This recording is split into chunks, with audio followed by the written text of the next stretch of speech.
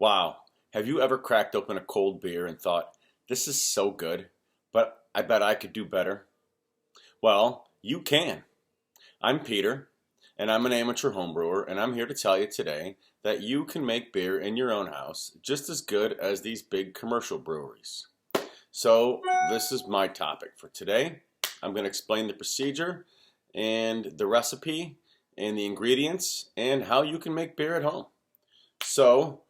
As an amateur home brewer, I have made over 50 batches of beer in my own kitchen, different styles, different types, and not everyone is the best, but the idea is that you learn and you change, and you can make amazing beer at your house. So here's some of the steps that we're going to do. Ingredients, equipment, procedure. These are the main points to discuss today. So, as far as ingredients goes, there's something called the German beer purity law. The word is Reinheitsgebot, is my pronunciation.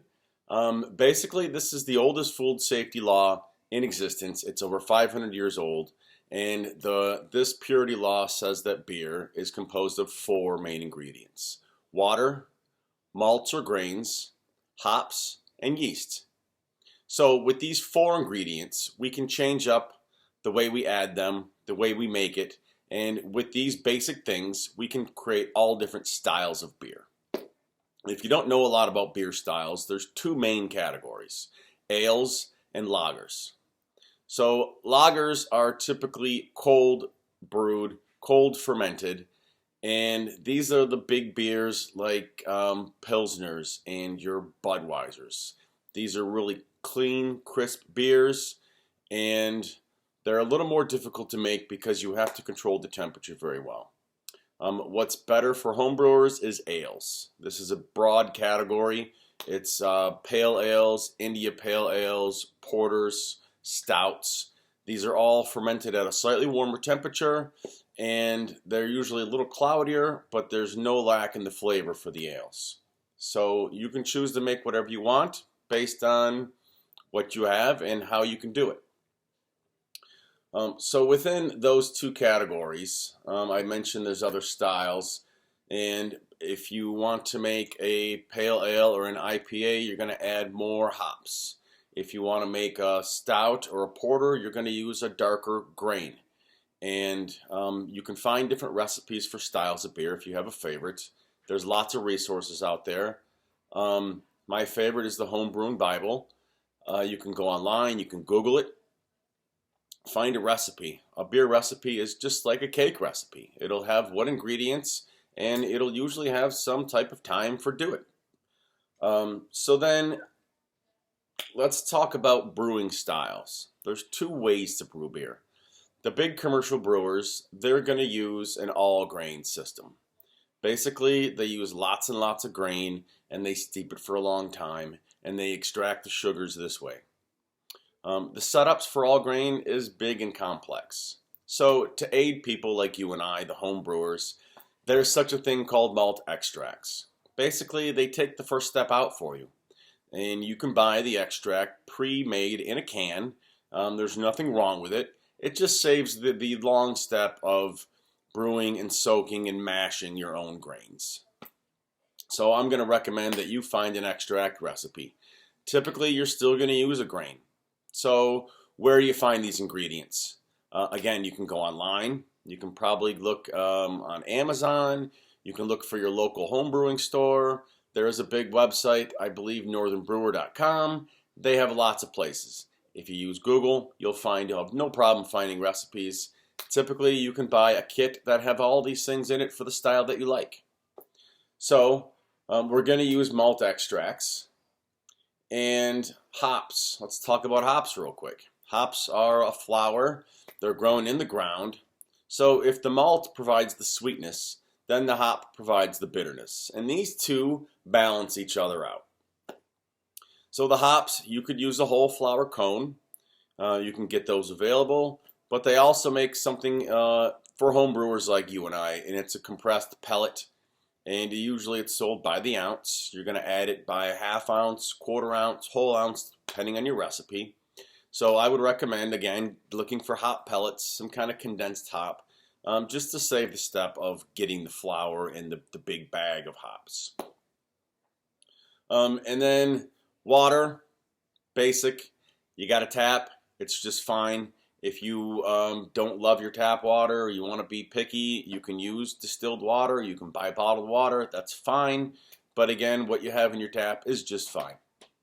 And the last ingredient to talk about is yeast. So this is the magic ingredient. Yeast is a live culture, and typically it's going to be a liquid. You want to look for a liquid yeast, and it's going to be based on your style. If you're making a Pilsner, it's going to find a Pilsner yeast.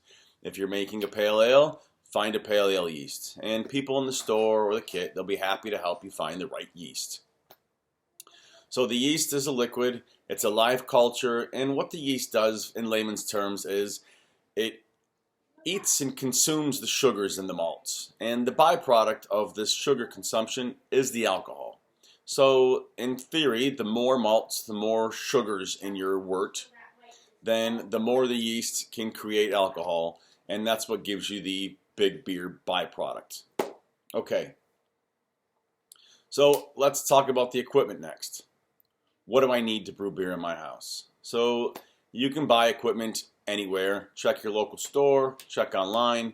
Typically you can buy a kit. I'm going to ballpark maybe $100 for a decent kit.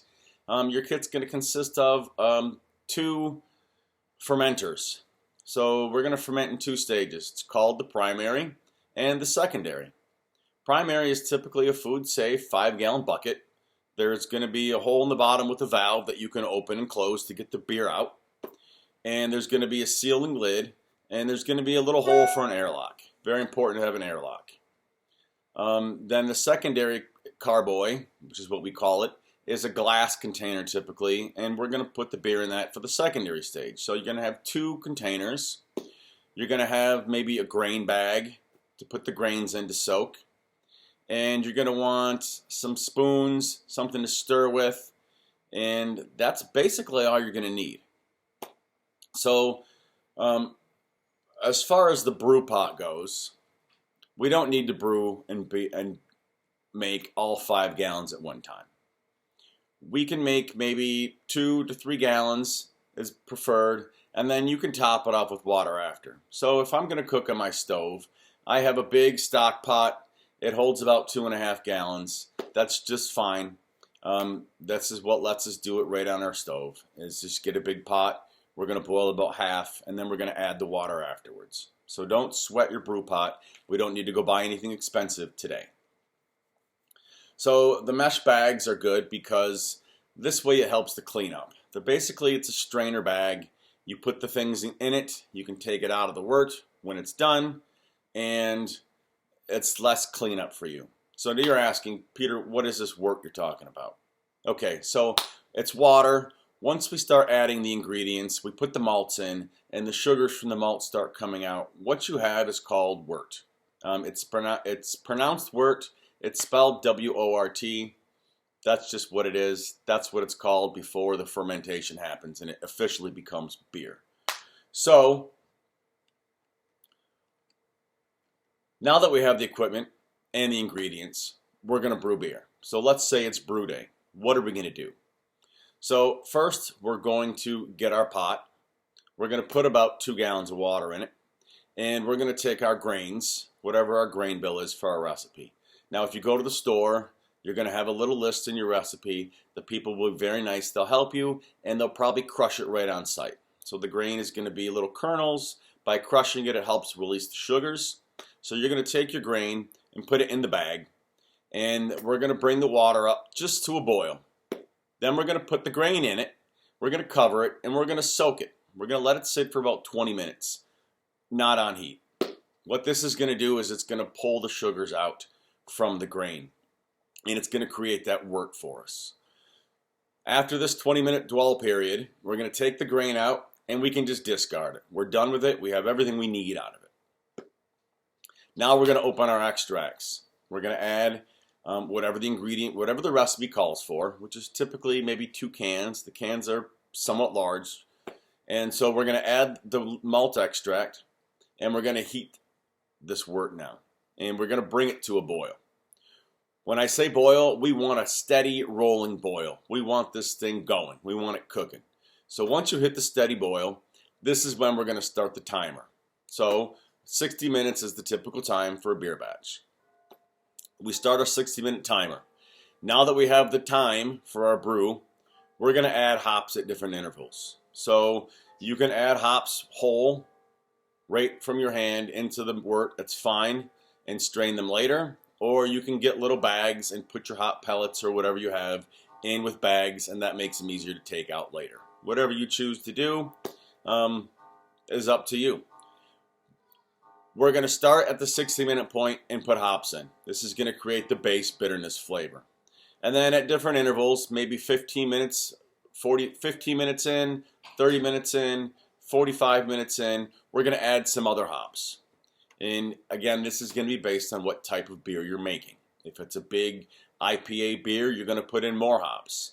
If it's more of a Pilsner style, then there's going to be less hops. What adding it at intervals does is it creates a different profile. By putting the hops in with 10 minutes left, you're going to get more of a mouthfeel for your hops. At 2 minutes remaining, you're going to put hops in, and this is going to give you an aroma. So it's very important to pay attention to the clock and add the hops when you need them. Once our 60 minutes is up, we're going to call it good. We're going to shut it off, take it off the heat, and we need to cool this wort down now. So if you're making it in your house and you've only boiled 2 to 3 gallons, that's great. You want to take 2 gallons of cold water, and we're going to add it into our primary bucket. So we're going to take the hot wort out. You might need to ladle it out because it is hot. I've also frozen a gallon jug of water, and I've melted the ice, and I've used that to cool the wort down. You need to get it down to about 95 degrees. The reason we have to cool the wort quickly is because we're going to put our yeast in, and if it's too hot, then the yeast is going to be affected. Again, this is a living organism in the yeast, so we don't want to shock it by having too hot of a wort. Once we're down to our temperature in our primary bucket, so now we have our wort in our bucket, we're going to add our liquid yeasts, and we're going to stir vigorously. You're going to notice maybe some foaming, some reaction that the yeast is doing something, and that's great. That's what you want to see. You're going to have a nice yeasty, bready smell from the malts and the yeast. Once you have all that in there and you put your yeast in and you stir it well, we're going to seal that up with our sealed top, and we're going to put an air bubbler in it. There should be a small hole, and what the bubbler does is as the yeast eats the sugars, the byproduct is also like carbon dioxide, and so that's going to build up some pressure, and the bubbler is going to let that come out, but it's going to be an airlock. So it's not, you don't want your wort exposed to open atmosphere. You know, this prevents any kind of dust or dirt to get in and contaminate our beer. You're going to take your primary bucket with the airlock, and you're going to put it in a cool, dark place. If you have a basement, a closet, someplace. And we're going to keep an eye on it. So you're going to notice it's going to bubble, it's going to boil, or it's not going to boil, it's going to bubble up for a few days, and there's going to be a lot of activity, and then it's going to slowly taper off.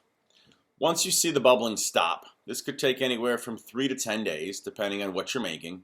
Once that stops, then you want to transfer into your secondary container, which is our glass carboy. And this is going to finish our beer. It's going to let everything settle out, and it's going to be a clean, crisp beer. There's different ways to do this. Typically, you can use a tube and siphon. Whatever kit you buy is going to have some way to transfer the beer. Transfer it into your secondary, and then put it back in the cool, dark place. The secondary is also going to have a bubbler, but you're not going to see the same activity. It's going to be slow bubbles. You may not even see it bubbling, but be aware something is going on. So as you're making this, as you're sitting here and waiting, you're going to get your last equipment ready, which is your bottles. So we're going to be in the secondary for a week to 10 days. It could be in there as long as you want it to be. If you want to let it sit for 3-4 weeks, that's just fine. Bottling, bottle day. We got to get bottles somehow. You can buy them. You can drink beer and clean them out. I like to scrape the labels off because I like them to look like my own beer. But you can use labeled bottles. The key on bottles is to wash them and brush them clean and sanitize them. We have basic sanitizer. It's usually an iodine based. It's available at any homebrew store. Your kit should probably come with a sanitizer. The key to bottling is sanitize everything so you have a clean product to put your beer in. Now that we're ready to put it in the bottles, we're going to take it out of the secondary again and transfer it back into the primary. Remember I told you the primary has a little valve on the bottom? Now we're going to use it. So we're going to put the beer in our primary. We're going to add some priming sugar, which is a really fine granulated sugar. It's not quite powdered sugar. It's made just for this. And it's available in 5-gallon bags. It's a small bag, batch size. We're going to add the priming sugar. We're going to stir that vigorously. And then we're going to start putting the beer in the bottles. And a 5-gallon batch should make about 2.5 cases of beer. So we're looking at about 50 plus bottles, 12-ounce bottles. As you put it in the bottle, you're going to want to cap them. So your kit's going to have a capper.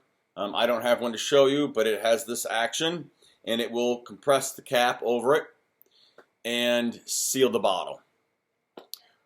Once you're in the bottles, I like to write on the top of the bottle just so I know what it is. You don't want to be storing too many types of beer and forget. So you want to label your beer some way, a sticker or something so you know what it is. And then you're going to take your cases of bottled beer and you're going to stick them back in your dark spot for a couple more weeks. After a couple weeks of being in the bottle, what this is going to do is it's the final fermentation. The priming sugar is going to carbonate the beer in the bottle. And that's going to give us that good foam and the good head when we pour it out.